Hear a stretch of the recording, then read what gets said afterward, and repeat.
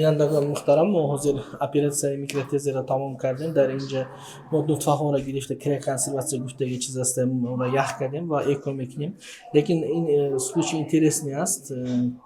همه حالت کلینیک میگه این در اینجا محکم شده که جوش سمین پوزیروگ میگه همینجا یک نطفه ها جمع میشود او را ما روش کشوده نمیتونیم برای که اینجا دست همین شپیت قطع در آوردیم ندارم است значит اینجا محکم شده که جو بالا شده. لیکن مقصد ما از اینجا نطفه ها را گرفتن بود. نطفه ها را گرفتیم و حاضر با همسرشون اکو میکنیم و انشالله فرزند میشود.